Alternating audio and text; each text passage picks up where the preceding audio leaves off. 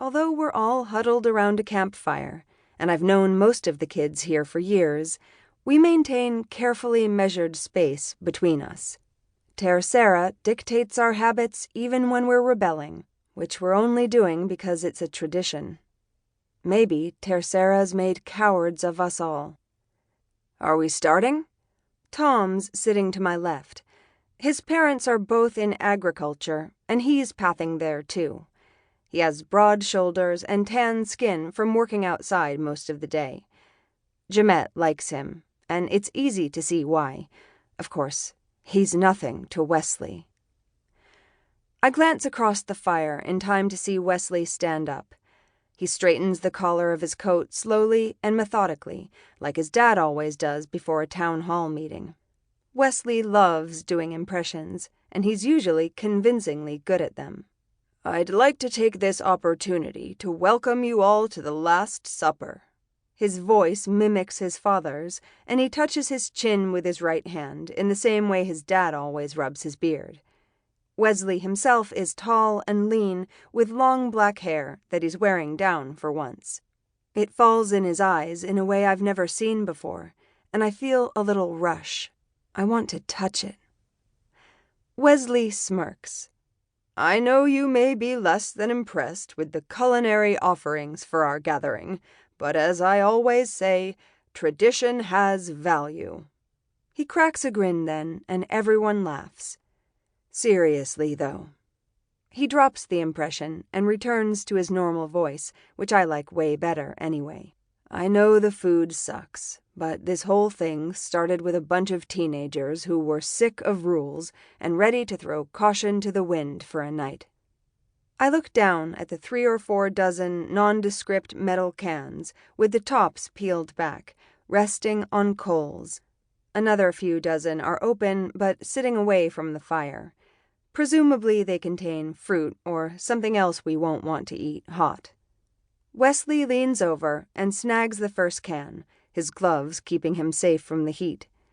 I hope you'll all forgive me, but this was what we could find. This is a pretty crummy tradition. Lena reaches down and grabs a can with mittened hands. Her dark brown hair falls in a long, thick braid down her back, like it has every single time I've seen her. Tradition matters, even the silly ones. They help pull us together as a community, which is valuable when fear of Tercera yanks communities apart. We're stronger when we aren't alone. Thinking every man should look out for himself hurts all of us. Wesley takes his first bite right before Lena. I grab a can of baked beans. The food really is as bad as it looks, but at least it's not spoiled. Wesley talks while we eat. As you already know, we come from a variety of backgrounds. Before the marking, Port Gibson housed approximately the same number of people, but not a single person who lived here before the marking survived. We cleaned out the homes, burned some to the ground and rebuilt, circled the city with a wall, and made it our own. The unmarked who live here are Christian, Muslim, atheist, black, white, Hispanic, Russian, German, and Japanese.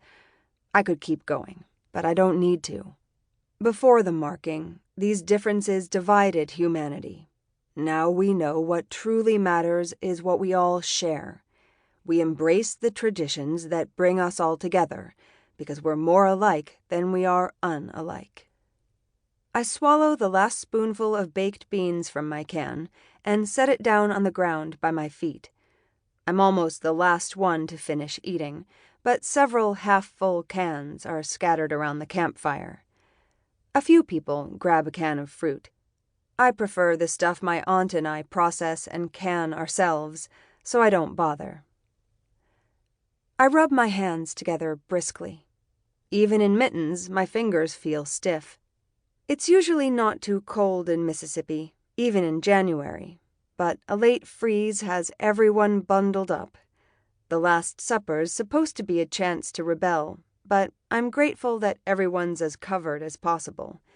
It means I won't look as cowardly for keeping my mittens on.